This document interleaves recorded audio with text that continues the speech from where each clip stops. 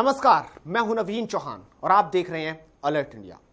सावधान, वो आ रहा है। जी हां, वो जो इंसानों के बीच नहीं रह सकता, जिसकी मौजूदगी से सन्नाटा पसर जाता है, जिससे डरते हैं हम आप सब, जिसकी एक दहाड़ से तूफान उठ जाता है। उत्तर प्रदेश के कानपुर का एक गांव है कटरी, जहां दिन में भी सन्नाटा पसरा रहता है। लोग घरों से बाहर निकलने से डरते हैं, डरते ही नहीं बल्कि कांपते हैं। कारण है जंगल का राजा, एक शेर गांव में उतर आया है। लोग परेशान हैं, हैरान हैं। राजा प्रजा को परेशान कर रहा है, मवेशियों को अपना निशाना बना रहा है। देखिए रिपोर्ट, आप खुद ही समझ जाएंगे। जब वो चलता है सारे रास्ते खाली हो जाते हैं और जब वो रुकता है तो उसके आसपास कोई नहीं भटकता, मानो सब कुछ शांत हो गया हो। लेकिन जब वो दहाड़ता है तो सबकी रूह कांप जाती है। उसकी दहाड़ में आने वाला तूफान छिपा होता है। कहते हैं शेर जंगल का राजा होता है और पूरे जंगल पर राज उसी का होता है। और जब जंगल का राजा इंसानों की दुनिया में आ जाए तो राज किसका चलेगा? कानपुर में एक शेर ऐसा है जिसने जंगल का राज छोड़ गांव में राज कर लिया है। गंगा बैराज के कटरी में शेर पालतू जानवरों को अपना निशाना बना रहा है। इस शेर का आतंक इतना बढ़ गया है कि यहाँ के लोग अब पूरी तरह से सख्ते में आ गए हैं। गाय पर हमला किया, खा गया संतोष की गाय का। ये कहाँ का मामला है? गाय उसी ये कटरी का मामला है, पहाड़ीपुर मौजे की कटरी ये है। गांव के रात में खा गया, गंगा किनारे पानी, वहाँ जल है, जल के किनारे। तो आप लोग को कैसा लग रहा है? क्या डर लग रहा है? यहाँ बहुत डर लग रहा, बहुत लोग कटरी नहीं जा रहे हैं, जानवर नहीं ले जा रहे हैं, क्या करें, बहुत परेशान है। रात भर हम लोग आग जला के बैठे, लाठी डंडा से मतलब बैठे रहे, सब लोग जगते रहे 12-1 बजे तक। यहाँ पर रात में पुलिस प्रबंधक भी आए और उन्होंने मुआयना किया, फिर वापस गए। तो अभी उस वक्त कटरी में शेर खा गया। यहाँ जब यहाँ से गए तो देखें जाके कि वहाँ गाय जो है मरी पड़ी थी और बाघ घसीट के ले गया उसको खाई से।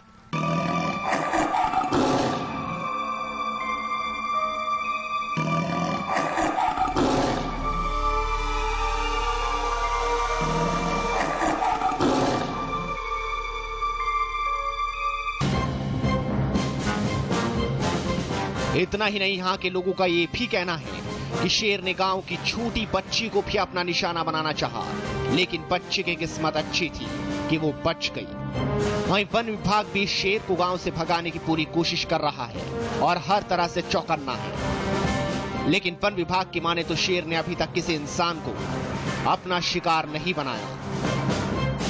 जानकारी तो हम सब लोग साथ में थे और उसके फुटप्रिंट मिले। ये संभावना है कि वो इसी क्षेत्र में है और उसको एक्सपर्ट टीम जैसा रणनीति बनाएगी उसको बना करके पकड़ने का प्रयास किया जाए।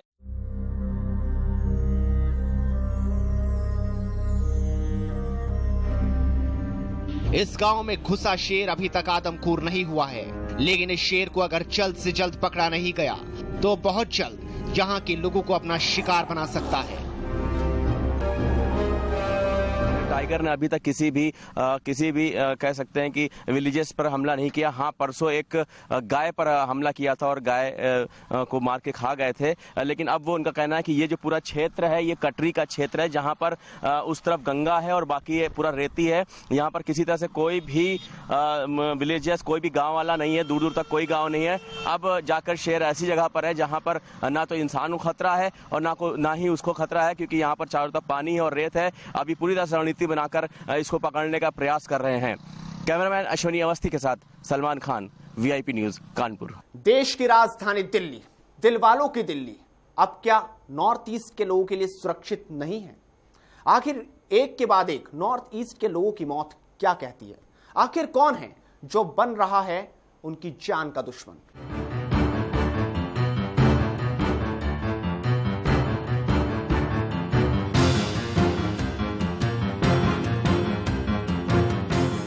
देश की राजधानी दिल्ली में आखिर क्यों नॉर्थ ईस्ट के छात्रों की यूं आए दिन मौत की घटनाएं सामने आ रही हैं? आखिर क्यों दिल्ली में मणिपुर के छात्रों पर हमले का सिलसिला थमने का नाम नहीं ले रहा है? आखिर कौन है जो दिल्ली में बन रहा है मणिपुर छात्रों का दुश्मन? एक दिन में 2 लोगों की मौत ने पूरी दिल्ली में सनसनी फैला दी।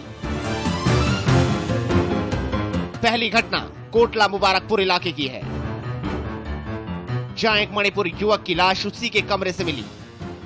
मणिपुर से आया 33 साल का जिंगराम केंगू पीएचडी का छात्र था, जो दिल्ली के मुबारकपुर इलाके में किराए के मकान में रहता था। केंगू की हत्या गला काट कर की गई। फिलहाल पुलिस ने हत्या का मामला दर्ज कर शव को पोस्टमार्टम के लिए भेज दिया है और केंगू के परिवार वालों को सूचना भेज दी गई है। दिल्ली में मणिपुर छात्रों पर हमलों का सिलसिला थमने का नाम नहीं ले रहा। ताजा मामला दक्षिण दिल्ली के कोटला मुबारकपुर इलाके का है, जहां पर 33 वर्षीय पीएचडी स्कॉलर का शव उसी के घर पे मिला। फिलहाल पुलिस ने शव को हिरासत में लेकर आगे की कार्रवाई शुरू कर दी है। वहीं मालवीय नगर में एक मणिपुर छात्र की लाश मिलने से सनसनी मच गई है। 22 साल का शुनी अरबिंदो कॉलेज में 2nd ईयर का स्टूडेंट था, जो अपने भाई और दोस्त के साथ खिड़की एक्सटेंशन के 6 ब्लॉक में किराए पर रहता था। लेकिन शुनी की मौत पुलिस के लिए किसी रहस्य से कम नहीं, क्योंकि ना तो उसे किसी भी तरह की चोट लगी है और ना ही उसके शरीर पर किसी तरह के निशान। पुलिस ने शव को पोस्टमार्टम के लिए भिजवा दिया है। उसकी मौत की असल वजह पोस्टमार्टम रिपोर्ट आने के बाद ही पता चल सकेगी। कोई एक्सटर्नल इंजरी तो है नहीं, हम लोग पोस्टमार्टम कराएंगे, उसके बाद में इसको 174 सीआरपीसी पे इन्वेस्टिगेट करेंगे। हाँ, इनके ब्रदर हैं यहीं पे, उनसे बात की है। It's a matter of investigation. हम इन्वेस्टिगेशन करके कुछ कह पाएंगे, अभी कुछ नहीं कह सकता। इतना तो साफ है कि दिल्ली अब नॉर्थ ईस्ट के लोगों के लिए किसी काल से कम नहीं, क्योंकि पिछले कुछ महीनों में इन छात्रों की कई मौत की घटनाएं सामने आ चुकी हैं, जिसकी वजह से नॉर्थ ईस्ट के लोग दहशत में जीने को मजबूर हैं। 24 घंटे में नॉर्थ ईस्ट के लोगों की 3 हत्या। ऐसे में सवाल उठता है कि नॉर्थ ईस्ट के लोग दिल्ली में सुरक्षित नहीं है। ऐसा क्यों कि नॉर्थ ईस्ट के लोगों को ही निशाना बनाया जा रहा है, सवाल उठता है। कैमरामैन भीष्म के साथ Simran Sandhu, VIP news, Delhi. Alert India में वक्त एक ब्रेक का है, तुरंत लौटते हैं।